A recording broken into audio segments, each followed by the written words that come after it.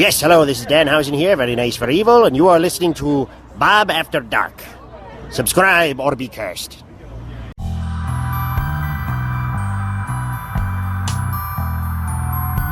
From Mothman and Nessie to the spirit that haunts your home, welcome to Bob After Dark, a podcast about legends, lore, and the supernatural. So turn your lights down and your volume up and enjoy your trip to the shadows.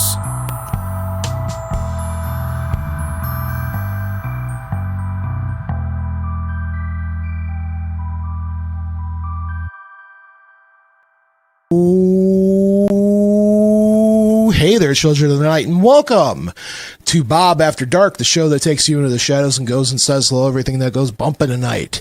I'm your host with the most that enjoys toast, Bob, and alongside of me, as always, is my ever wonderful, ever birthday boy. How about that? My producer, my brother, Count Panic himself. Happy birthday, Count Panic. Yes, thank you so much, Bob, for those wishes, and thank you everybody that wished me throughout the day. I appreciate that. They say vampires don't age, but it's in fact that they do each day as time continues on. We're still aging. Yes. Yeah. So normally we have pleasantries throughout the show. Pleasantries. But we have a very special guest on this week. Yes. Different shows throughout the ages, one of them being Psychic Kids.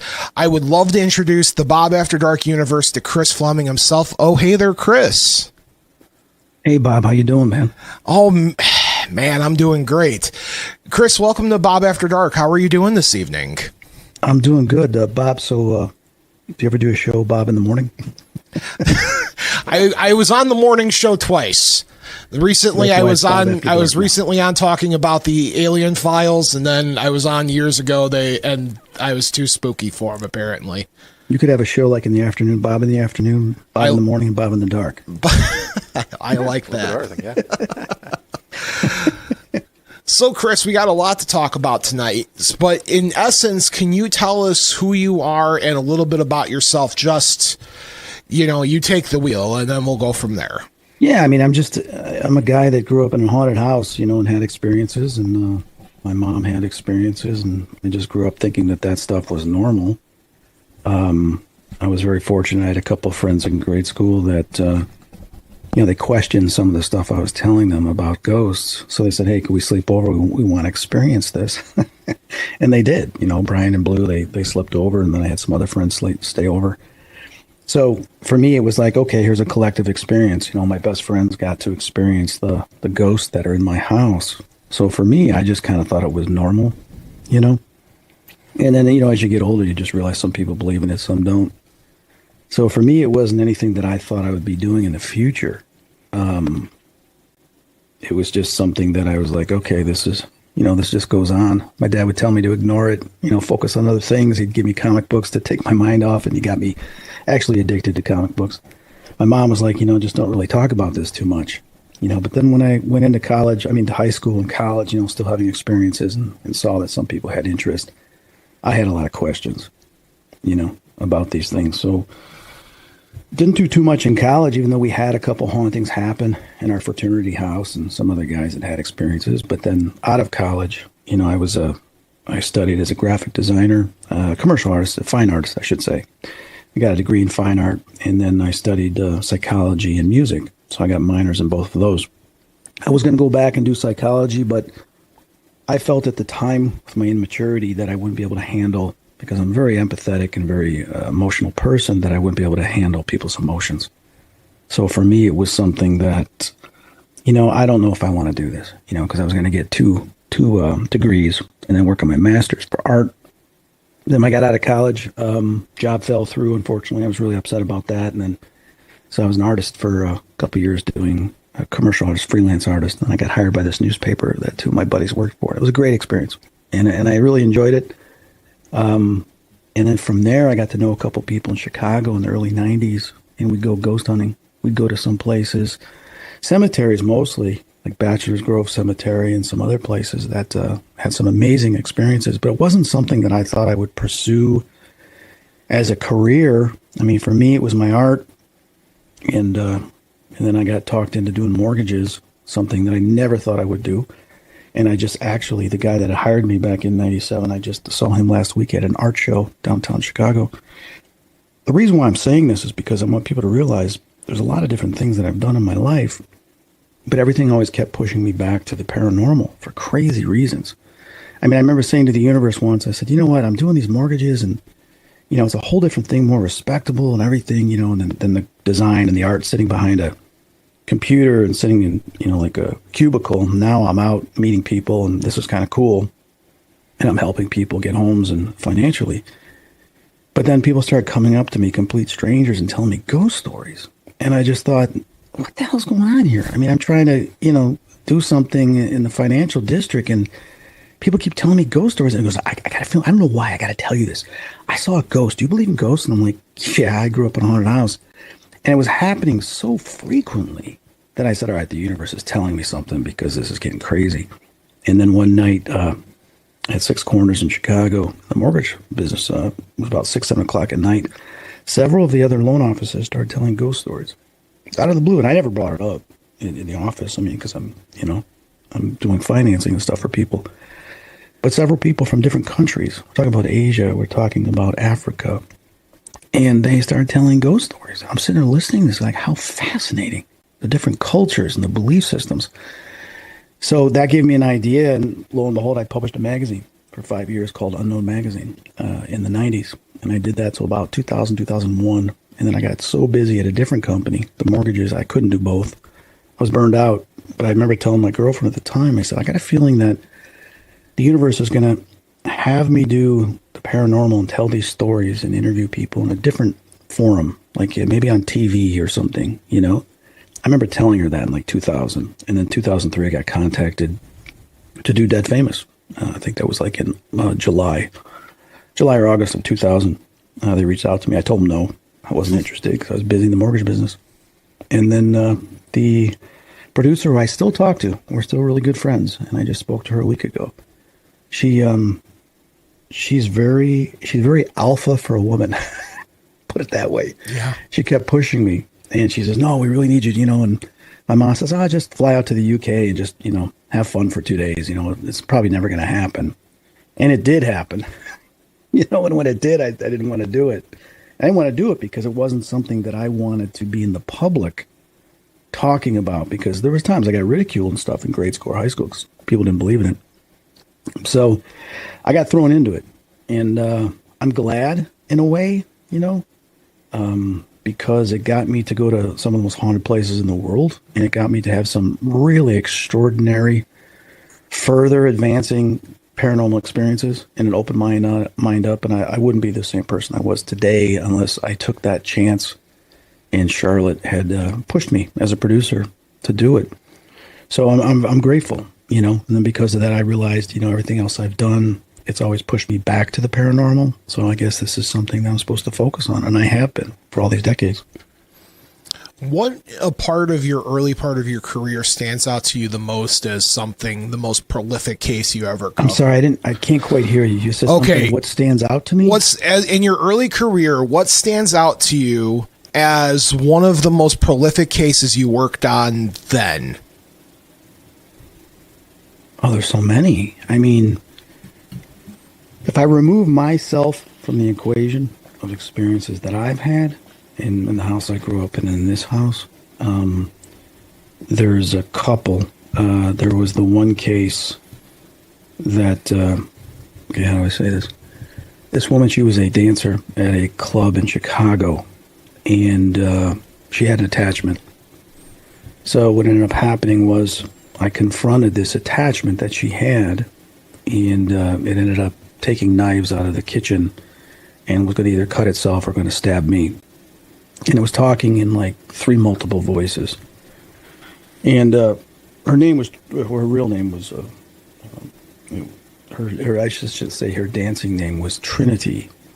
And she had this attachment for a period of time where she'd black out and wouldn't remember anything. So I'm standing there and she's got these knives and I'm supposed to help her. And all of a sudden, I'm like, God, what do I do? I'm like, you know, within seconds, she could cut herself or cut me. And who's going to know if I die or she dies, you know, what really is happening here? And then all of a sudden, I saw Jesus, and I saw Michael, Archangel Michael, and he was huge. He was like 15 feet tall, and I'd seen him before when I was a kid, when we had the demonic entities that were in the house. But I saw him at an angle though, like he was hovering above me. So I never really got to see how tall he actually was, as well standing next to somebody else. And I realized that this guy's 10 to 15 feet tall. He's just huge. And they said in the most comfortable voice, and it's funny because I thought about this last week. He said, "Just tell them we love them." I go, "What?" I mean, she's ready to kill herself or kill me. And you're telling, and they said this like 3 times. Very calm, very collective. And I was a little upset at first, like they were so calm and collective. And they said, "Just say it." And so I took a step forward looking into her eyes, which wasn't her eyes. And I said, "We love you." And all of a sudden, she shrieks, and they shoot out of her, pass right through me. And I felt this just go right through my chest. It was like ice cold. She collapses to it was the kitchen that we were in. She looks up at me. She's like, "Oh my gosh," she starts crying. She says, "What happened?" And I said, these entities were inside you.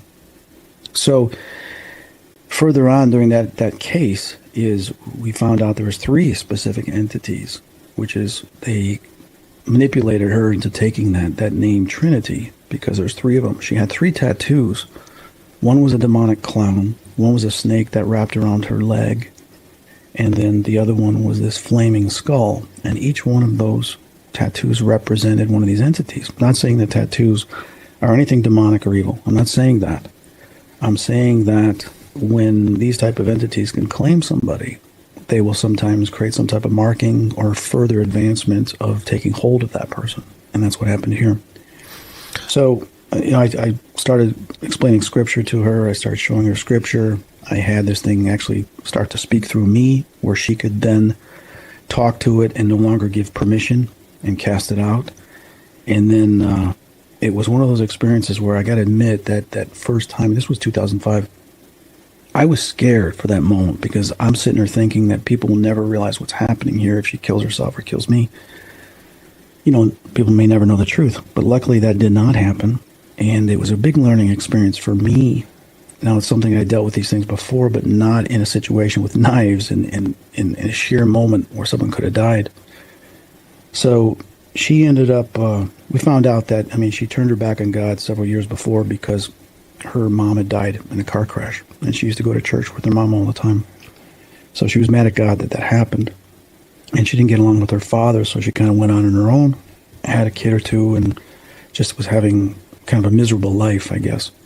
And she was always cursing God. So I guess something happened along the way that created this attachment. Now, because of this, giving her a fighting chance, that she no longer had these things attached to her, channeling through her, putting her in really bad situations, she was able to reestablish a relationship with her father. She ended up getting a really good job, moving and creating a better life. Now she's been married for several years, and she had more kids. And last time I talked to her was about 2 years ago. So it was one of those situations where I have always kept in touch, for the most part, with some of these cases, with the people, to see how they're doing. But that was a case that I have to bring that up. I've been held down by demonic entity. I've been lifted off the floor. I've seen things come out of the walls and when I was a kid.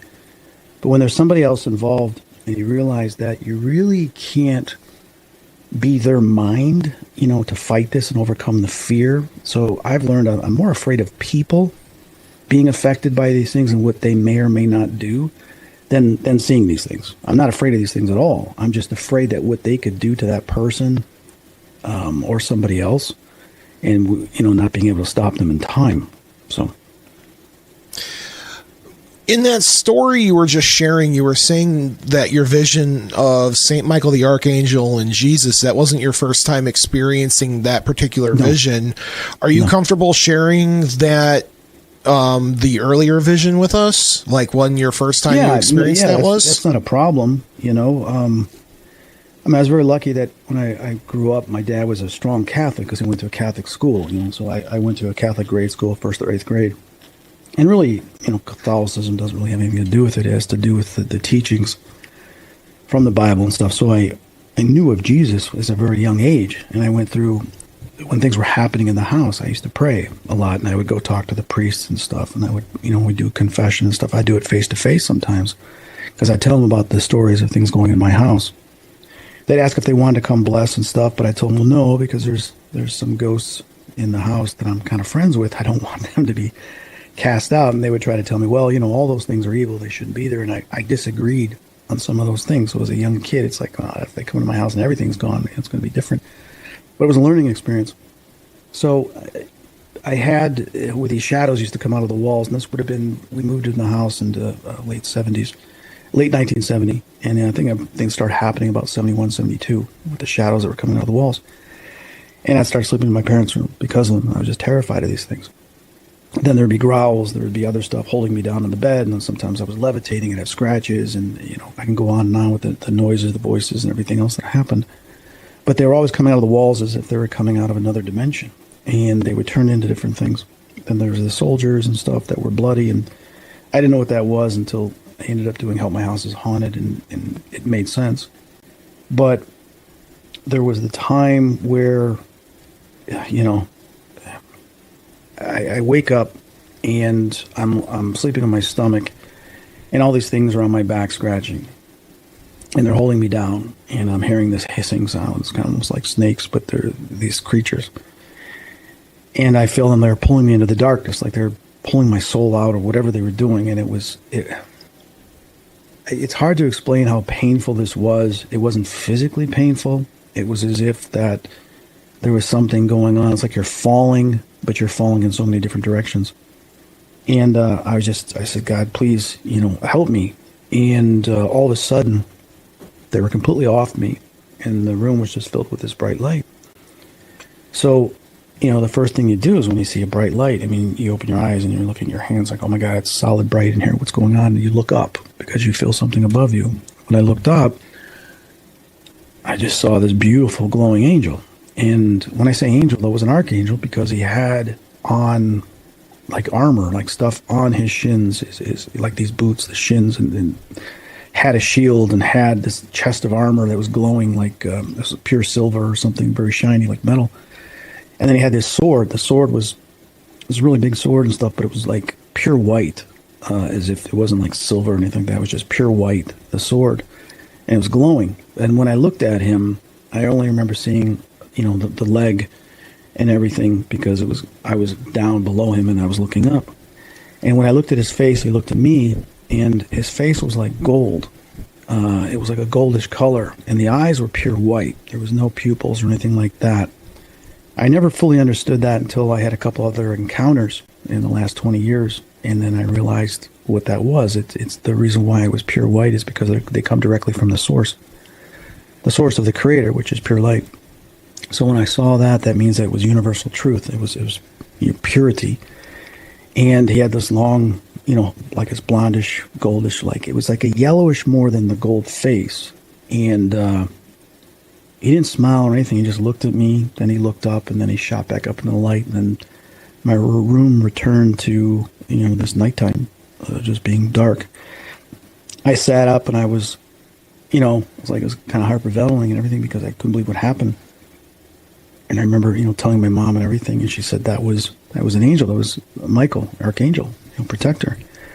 And I may or may not have been familiar with his name at the time, because this might have been like maybe second, third grade, I think. But it was something that I became really intrigued by this, and I may or may not have discussed this with the priest. I just can't remember because it was so long ago.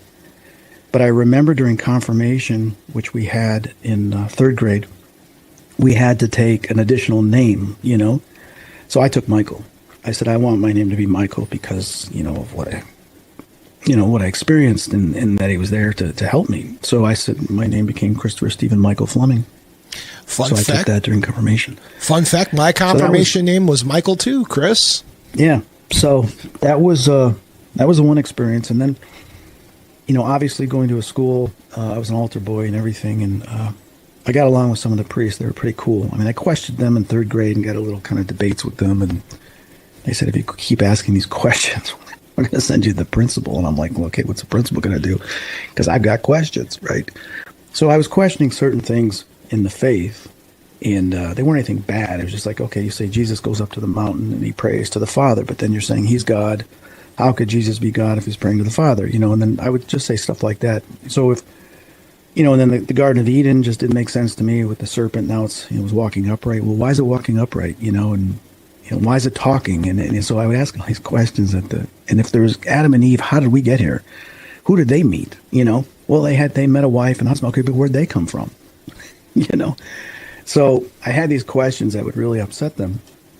But going into sixth grade, it was fourth and fifth grade was when the demons started really appearing out of the walls. We would go through sitters that would quit.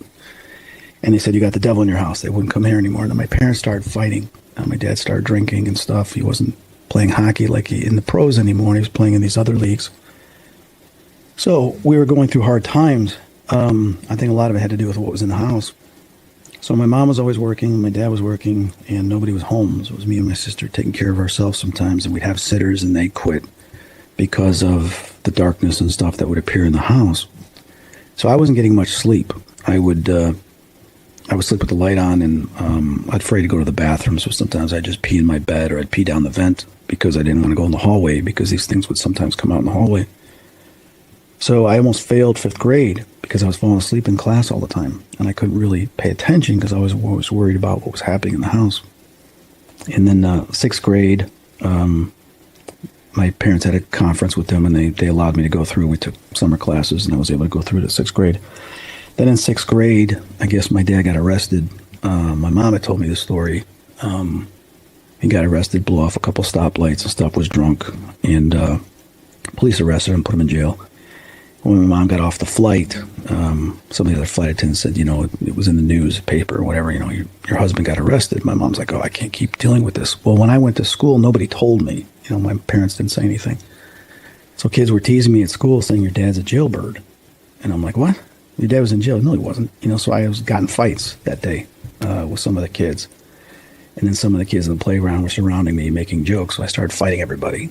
You know, and even some of my good friends, and I didn't understand why they were saying this, making this up, you know. So when I went home that day, I was really upset. And I remember going into my bedroom, I laid down, it was probably at 3:30 in the afternoon, and I said, God, I just don't want to be here anymore. You know, I can't take this. And all I remember is I sat up, and I was no longer in my bedroom. I was in the hallway of my school. And I'm like, wait a minute, I was just in my bedroom. I just left school over an hour ago. So I'm looking at both of my hands. You know, I'm looking at the front and the back of the hands. And I'm like, no, this is me. This isn't a dream. This is real. So I recognize the hallway that, you know, the far left door is the one that goes into my homeroom. So I said, well, I don't know why I'm here, so I'll walk over to my homeroom. I walk into my homeroom, and I see this man in a robe, and he's right by the window, because we have these big glass windows on one side of the class. And looking out is the playground. And if you look out in the distance, that's where the event happened earlier that day with all the kids. And he's standing looking out towards there. So I started walking up to him. I said, wait a minute, this guy looks like, from behind, he looks like Jesus. I'm like, come on. I'm like, wait a minute, I'm like, Jesus? And he didn't say anything. And so I walked up to him right beside him, and he turns to look at me. And it's him. But as crazy as this sounds, there's a reason to it. He turns and looks at me, and he's got this like novelty gag thing on his face. He's got the Groucho Marx glasses, the nose, and the mustache.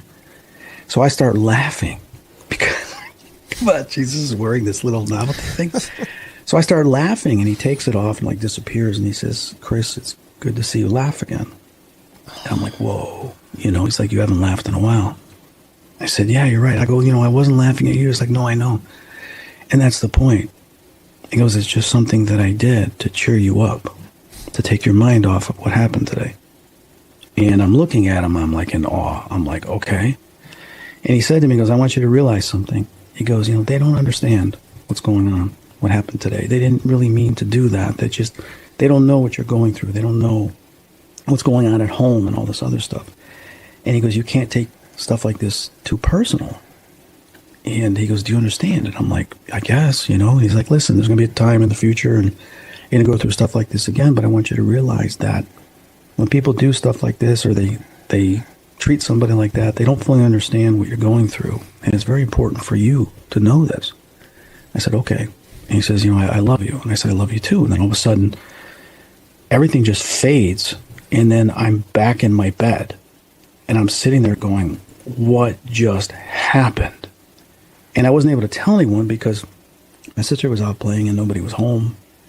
And I just sat there going, I can't believe this. And I remember telling the priest, and I don't remember what he said. He just says, it's a remarkable experience. It's a good story. So for me, it was like, okay, I had some type of significant spiritual experience. And I had a couple others later on, but for me, that was a turning point to realize not only was he real, but he came and said something that shifted me that I can handle hard times, and realize that we're all here for a purpose. So there were several other experiences in my life where he came through with other people and stuff and dealing with ghosts and spirits. But for me, that was the first that really made the impact and the one that I realized, to me, he was real. So, Chris, we have a phone call. Folks, if you have any questions for Chris, our phone line is 219-845-1100. We are going to be limiting calls tonight for Chris's time. So let's just take one we have right now. Caller, you're on the air. Hey, good evening, Bob. How are you this evening? Good evening, John. Chris, can you hear our caller? not at all. Not at all. Okay. I'll relay the message. He says good evening. So what's going on, John? Oh, first of all, I want to say a big happy birthday shout out to the Count. I don't know how many years that would be in Count years, but... Thank you there, John. Yeah, it's a lot in Count years, I think, yeah. But many, many more. So my question to Chris, so since he can't hear me, I'll try to, keep it as simple as I can. Most of your guests, they seem like when they have encounters with spirits, demons, ghosts, or whatever, that it doesn't come natural to them. They go out, they look, if a place is haunted, they go out and see if they could find anything out of the ordinary.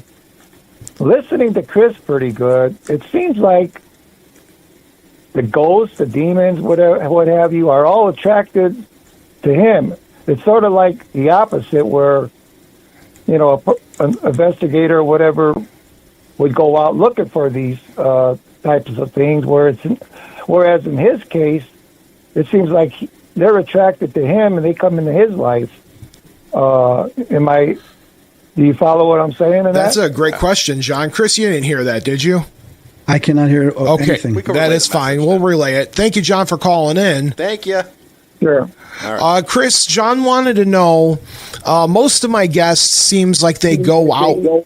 Our guests are coming out looking for, people go out searching for paranormal, where it seems like the paranormal and even the biblical sightings are coming to you. John wanted to know why you think that it attracts to you so much. That's a very good question and not something I really want to answer. That's fine. No problem. Because there's a lot of other experiences that involve that reason. And it's not something I think is something appropriate to discuss. Of course, no problem. And we totally understand that. In the meantime, folks, we just want you to know that that was our call for the evening. If there's any more, we'll keep an eye on it. But that was a good question, and we understand privacy is important, Chris. The only thing I'll say is this. Because, if I was able to tell you, it wouldn't... I'm just not ready of course. Say that. But what I'll tell you this is that if you have a strong faith, anyone that calls upon angels, they will be there. And please understand that even them being there doesn't mean they can fulfill your wish, because your wish may contradict what the lesson is for you or for somebody else. But when I had the experience in 2009 with my girlfriend there, when this demonic entity was holding me down, and I looked at this thing, and the whole incredible thing happened. She went and got the holy water, started throwing the holy water, and then all of a sudden the ceiling opens up and these angels come down.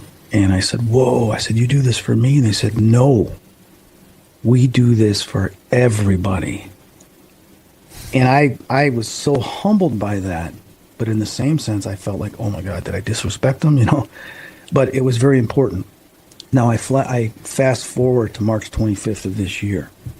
I had an NDE due to a bone marrow biopsy. I had a vasovagal syncope with a hypofusion brain thing that happened, which because of the pain and because I've been dealing with hypoxia and apnea since I've had chemo, my brain's not getting enough oxygen.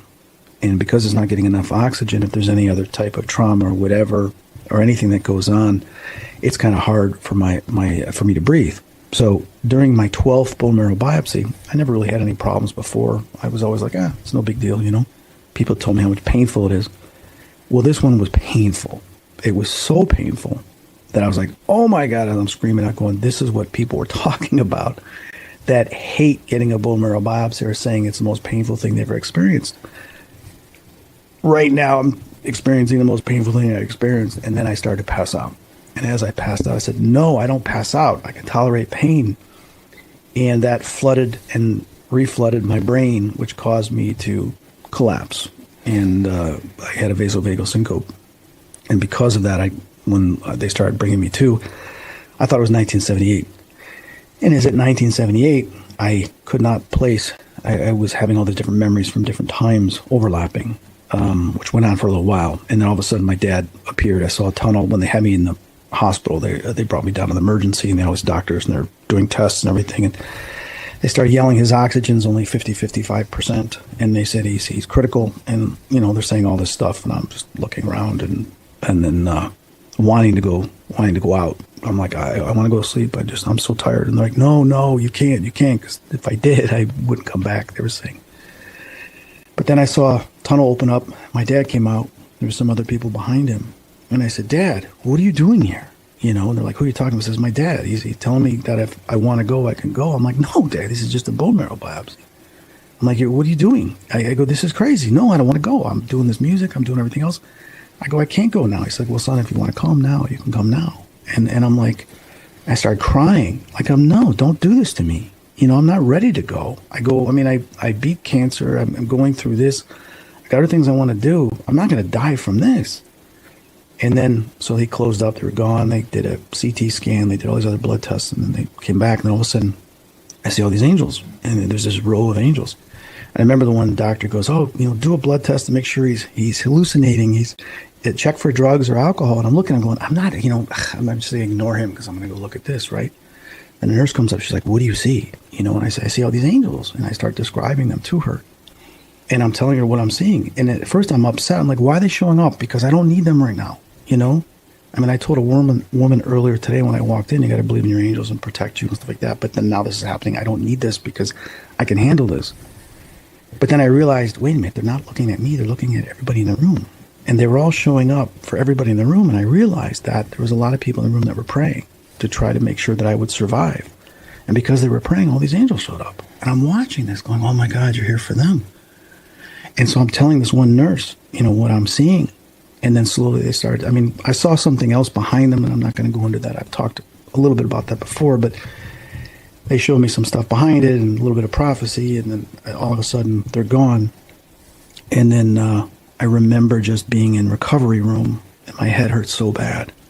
And my head hurt for weeks, almost a month. It was like having a concussion. But all of this, just so you know, it's in the medical reports that I saw my father, and I told him I don't want to go. And I saw the angels. It's all in the medical reports. I can send you I can send a copy to you. So it happened. So I was kind of like, not something I expected, but then again, there's the angels, because they're there for us. They were there for the other people. And so now anyway, they just got me a PAP machine, which I tried using last night and working. It's kind of tough, but I just deal with oxygen from the chemo affecting my brain to where I'm not getting enough oxygen.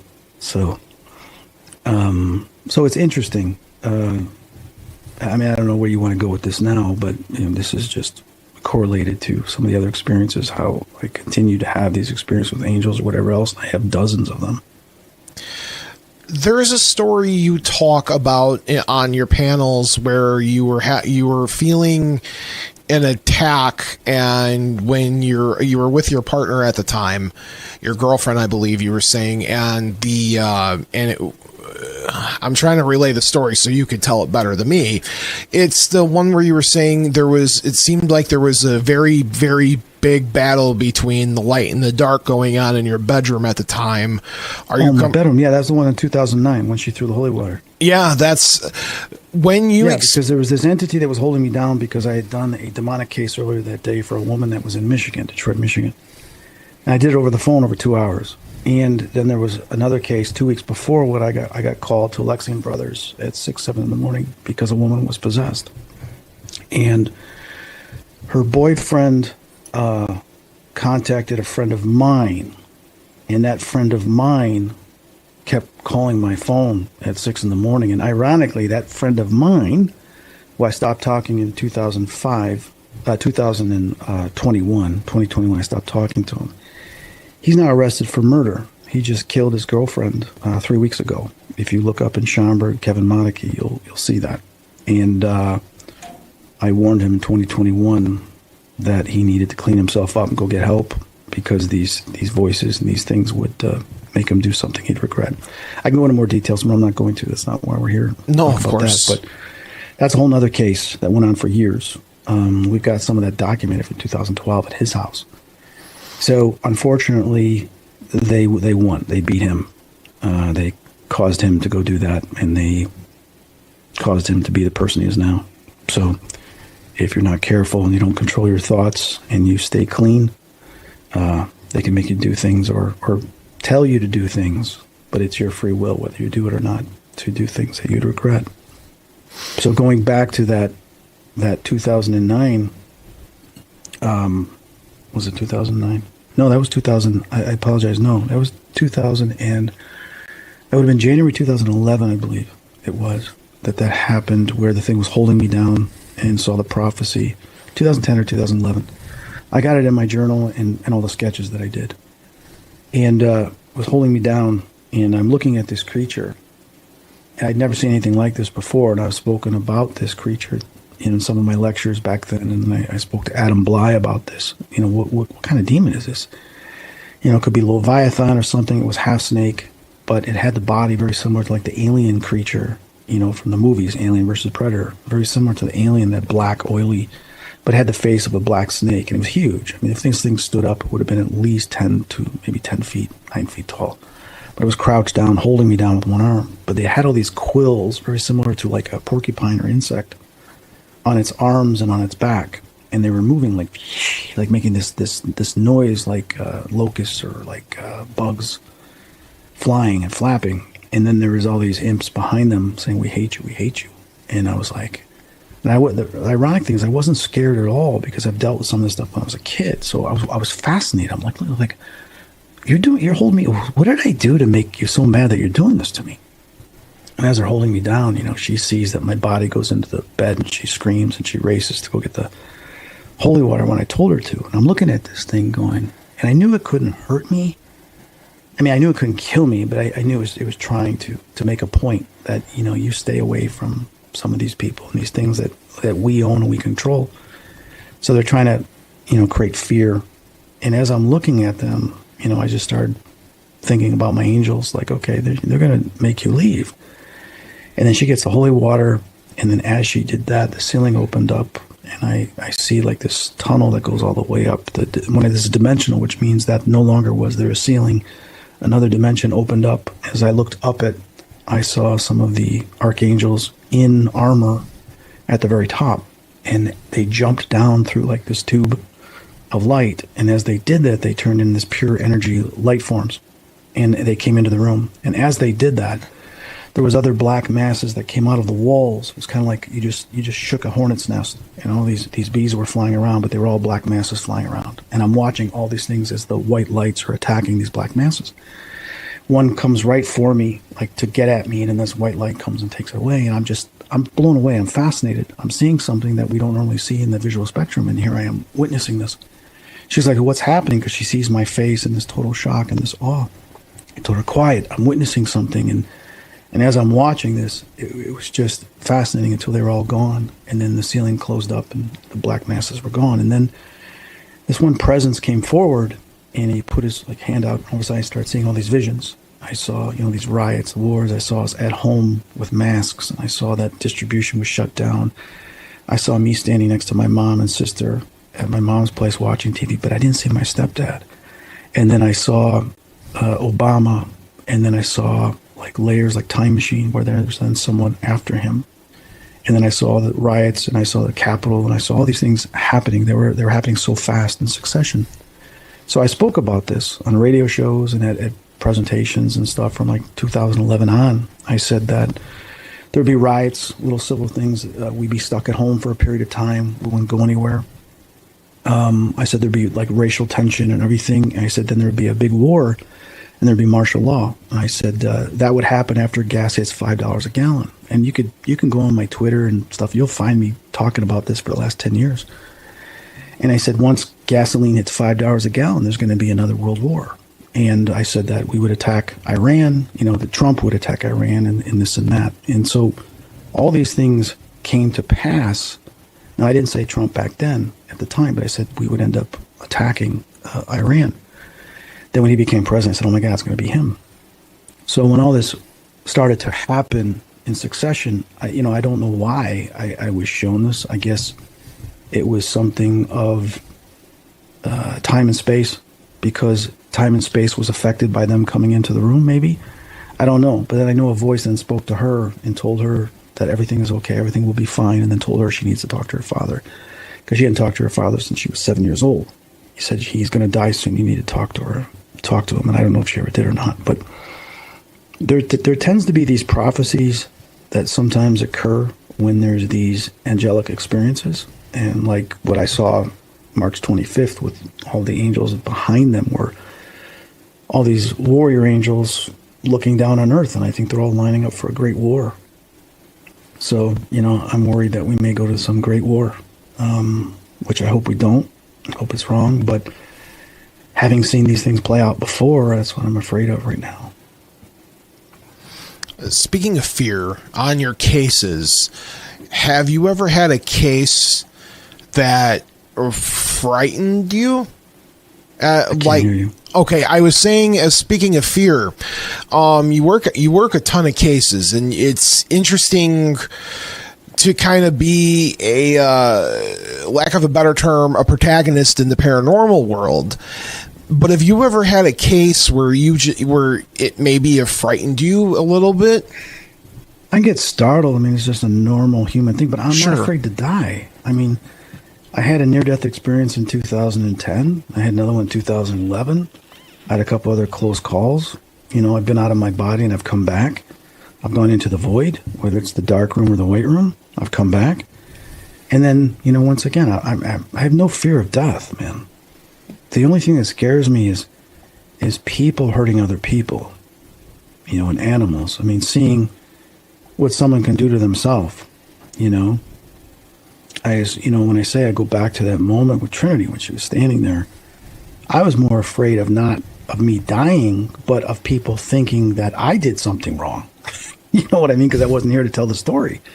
That's the one thing, the misconception. So, but I have no fear of death. But people, those people bother me, annoy me sometimes when they have these things going on about them because of what they can do to affect our timeline, our lifeline, and they can affect other people. And that effect to other people is affecting other people's purposes and destinies for being here, which is extremely destructive on the cellular level.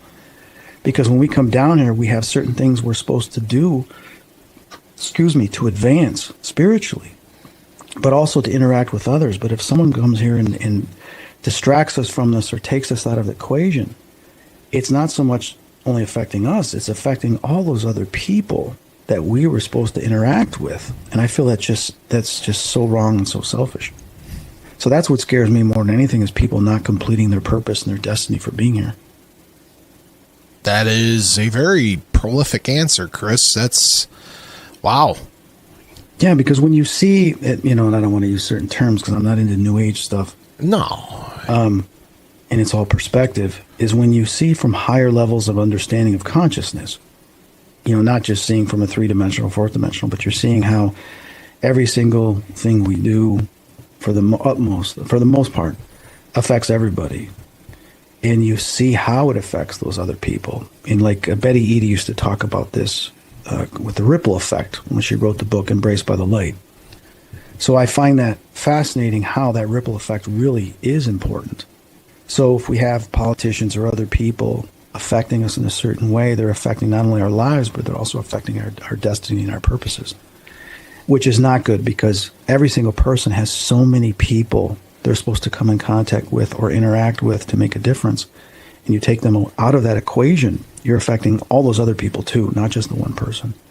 So it's very important to always try to support people on their path and their destiny of what they're supposed to be doing. As long as it's positive. If it's negative, then they're there to be destructive or chaotic to prevent others from experiencing what they're supposed to, accomplishing. That's like going back in time to grade school and preventing everybody from moving on to all the next classes and other levels, right? And eliminating them from ever appearing again. And then all the family and the people they were supposed to meet their whole lives. And the great, maybe, advancements or things they were supposed to create.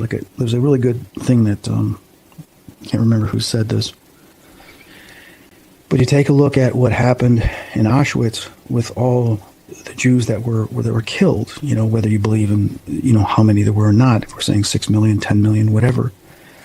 Imagine how many of them were supposed to create something in science, medicine, technology, advancement, that if they would have evolved and grown up and been able to contribute to society, some of the greatest accomplishments that they would have had.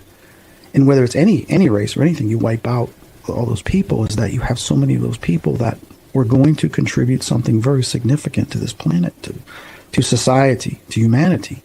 And if you take them out of the equation, it affects all of us. And that's the thing that I'm worried about mostly now with what's going on, with the world. What's up, Count? Nothing, Bob. You're doing good. Oh, I was curious. Did you have a question for Chris? I got a call here, but I know he can't hear calls. So We'll take the call, and I'll relay it to Chris real quick. Okay, we'll try it real quick. Let's see. We'll put a note down. We got to fix that. Yeah. Yep. We'll send it to the engineer, I should say. Caller, you're on the air. Well, good evening, Bob. How are you? I'm doing great. And yourself? I'm doing fine. This is Bill. Hey, Bill. Yeah, and Count, happy birthday to you. Thank you, Bill. You don't Appreciate look a day over 100, though. Thank you. Okay, you don't look a day over 100. But, not a day over it. Thank you, Bill. Appreciate it. All right. Well, I know your guys can't hear me, but I'm enjoying all his experiences, and we'll relay that to him. I wish him good luck and everything. So other than that, thank you, Bill. It's good to talk to you guys again. So good to talk to you too, Bill, as always. Absolutely. Thanks for calling in, Bill. Thank you very much. And Count, enjoy your birthday today. Okay? Thank you, Bill. I will. Appreciate that. Thank that. Chris, he just Chris the caller just wanted to call and say that your stories were very inspiring, and he wanted to wish you nothing but good luck on your health going forward. Thank you. Appreciate that. Absolutely. Now, Chris, you have a lot of projects going on right now, and I wanted to talk to you about some of the stuff you have going on the horizon, whether that be your artwork, whether that be appearances going on. You have a very cool thing coming out about your album, and I'm hoping you'll talk a little bit about that too. So, would you like to do some plugging on what's going on in the world of Chris Fleming in 2026? Yeah, in a nutshell is, when I was in the hospital, this would have been back in August of 2024, and I'm being told that, the cancer's spread. I've only got 2 weeks before it's at 100% and my body shuts down. And they're going to start chemo, to aggressive chemo to try to stop the spread to save me. And the doctors came in that morning on August 25th, and they said that 24th or 25th, and they said, we're going to do the best we can. So if you stop the spread, how much time do I got? And they said, well, That's hard to tell. I said, Doc, don't cut the shit. I said, just tell me, how much time do I got? And they said, well, you've got anywhere between 2 months to maybe 3 months.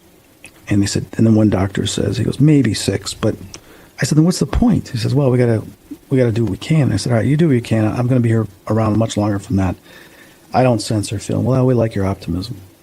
So I think it was like a couple of days later, I'm laying there and they started chemo, and I'm just thinking, wow, all the different things that I've had that I foresaw, and here I am.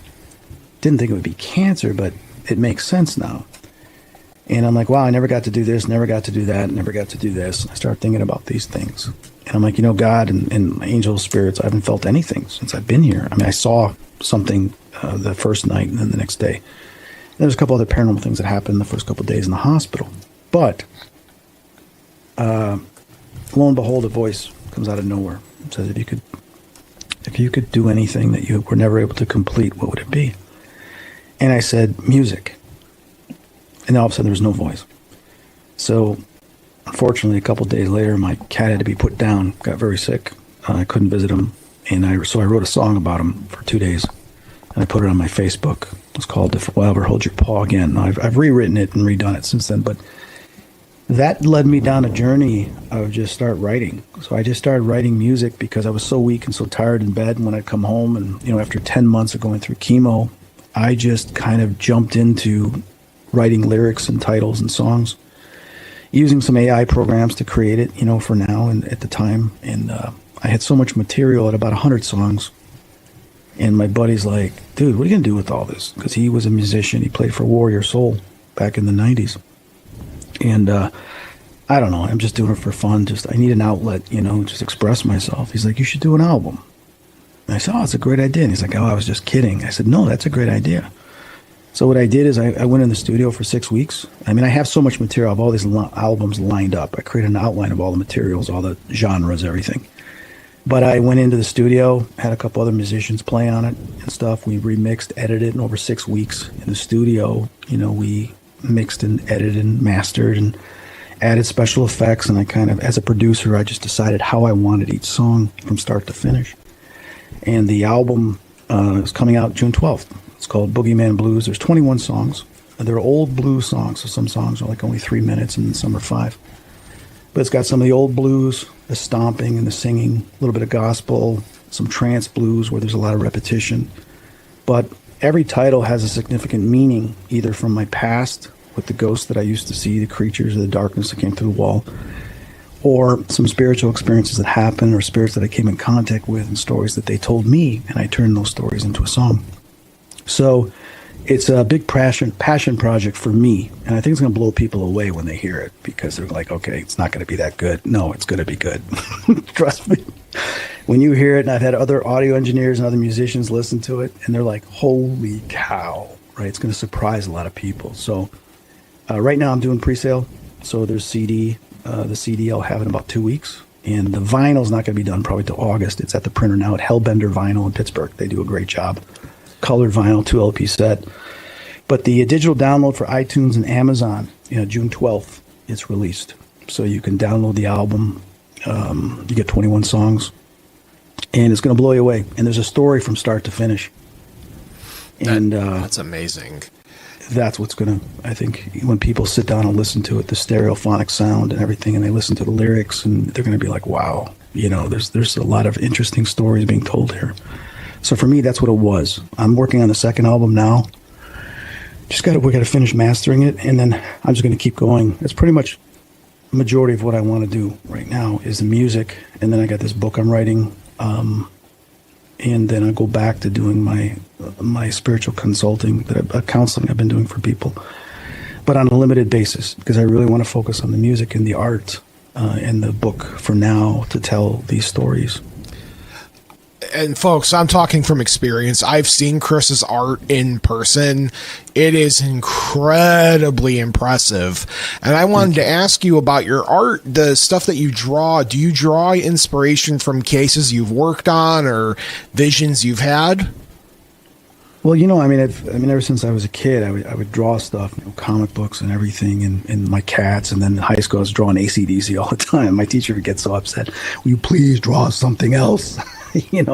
drawing Angus and Brian and everything, and monsters and stuff, and a lot of spiritual stuff. I've drawn and done illustrations from a lot of the investigations of some of the ghosts we've come in contact with, or my interpretation of them, and then some of the things that I've seen. And then spiritually, angels, Jesus, and other stuff that I've wanted to create and manifest. So I use many different types of medium. I sketch, draw. I've used AI, as a hybrid. When I was a graphic designer, I was doing everything by hand, paste up production, you name it. We got computers, Photoshop, Illustrator. So I love to dive into Photoshop, Procreate, use all different mixed mediums and play with everything to get my ideas and my points across. So I've been enjoying some of the latest technology that's come out to take my creations a lot further. And then I'm still playing with that. I want to learn a lot more in video. I've never really spent too much time creating video. And I want to create some animation and some videos to some of my music. But that's all new to me. So I've seen some incredible videos people have been making with AI. And I just watched something today with Homelander beating the heck out of somebody and I'm like, wow. And there's animated cartoons people are doing. So I want to kind of experiment with that with my music to see if I can create some videos. But I just think it's an exciting time for us that as an artist, there's all these other advancements coming out where we can make things quicker, faster, and even better than what we did before.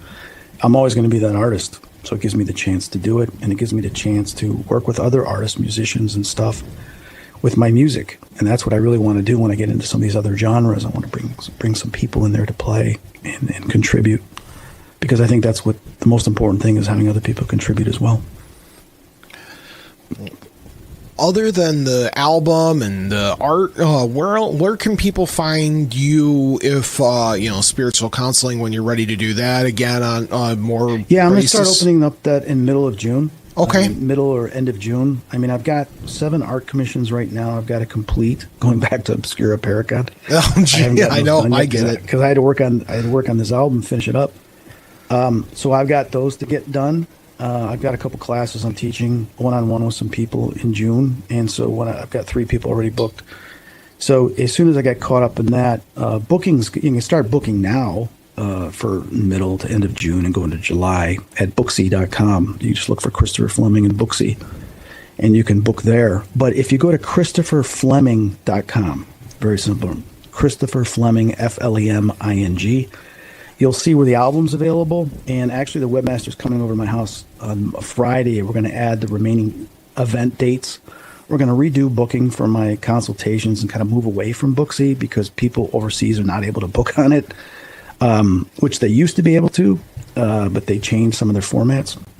So I want to give other people opportunity. So, and then for paranormal, we got the event coming up this Saturday, actually at St. Charles. So if anybody's around and they want to go to where you can go, you can just, you can go to my Facebook, Chris Fleming Official, and you'll see the post for this Saturday, May 23rd at Aquascape for the Spirit Talk. Diet's going to do a gallery reading. I'm going to talk about the soul journey and take questions from the audience regarding life purpose and your soul and stuff. We're doing that, and then there's some other ghost hunts and stuff we're going to be doing during the summer and the fall. So you can go to ChristopherFleming.com to see where that is posted. And then as for TV, I'm not too interested in doing any TV right now because I really want to control some of these creatives that I want to express, getting the book and the music out and stuff. I've had some ideas for some documentaries that I think they're really important stories that need to be told. So I may start pursuing some individuals to maybe see if we can start putting that together at the end of the year or next year. Because I think these stories do need to be told. But for me, it's like I want to have hands-on with everything right now. Yeah, especially when I almost died twice in the last 2 years. It's like I really want to get these things out there so people can enjoy them, or at least I can express myself, But people can get a hold of me at ChristopherFleming.com. Excellent. And it's, I'll try to get back to you when I can. But you can see kind of what I'm doing there, and you can listen, get access to the music and stuff. And you're going to like it. I think they'll like it. And podcast fans, all of this information will be in the bottom of the show notes. You guys can go check that out and see what's going on in the world of Chris Fleming in 2026. Now, Chris, it's hard not to get emotional when you talk because you have such inspirational stories and things to say. I just want you to know that what you've beaten and what you've gone through and being here and just being able to speak with us is such a blessing. And I know that you were meant to stick around for a reason. And it's keep on doing what you're doing, Chris, because I think it's really important work. And I think anybody that has one, I went through aggressive AML leukemia, acute myeloid leukemia was at 70%, and it went to 70% in just 45 days. So the chemotherapy is really what's killing me right now. Is that's really messed up my body. But for me, I know this body is not me. I'm greater than my physical body. Robert Monroe always talked about that.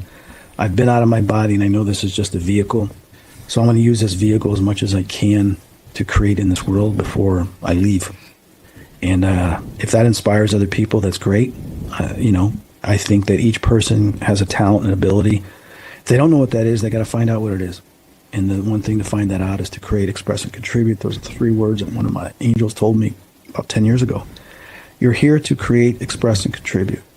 So if you don't know what to do, then start creating, expressing, and contributing in some way that helps other people. And if you do it through love and intent, then you're doing exactly why you were created. Count, what do you got to say on that? I say thank you so much, Chris. Follow him along in all of his endeavors there. Fascinating stuff there, Bob. Absolutely. You're welcome. Chris, thank you so much for coming on the show. And just the stories you've shared with us tonight, those are stuff that's going to stick around with the fan base for a long time. And thanks for taking time out of your busy schedule to come on this late at night for us. No, you're welcome. Thanks for having me. And I'd say in the future, once you've listened to the album, write down some questions, and I'll be more than happy to come on and talk about it. And then we can play 1 or 2 songs if you want. So I'll give you permission to do that. 100%. Let's we'll put a note in that, and we'll get you back on as soon as the album's out. And I'm looking forward to listening. All right, man. Thanks for having me. Absolutely. All right, folks. Thank you so much for watching and listening to another episode of Bob After Dark. On behalf of me and Count Panic, the birthday vampire, yes, we just want to say goodnight to you, Mom. I hope you have sweet dreams, Dad, wherever you are in the universe. I hope you're happy, comfortable doing whatever it is that you want to be doing. And the Tiff, wherever you are in the world, I hope you have the sweetest dreams of them all. Good night, everybody. And remember, the 2 most important rules of Bob After Dark are: not all who wander are lost, and as above, so below.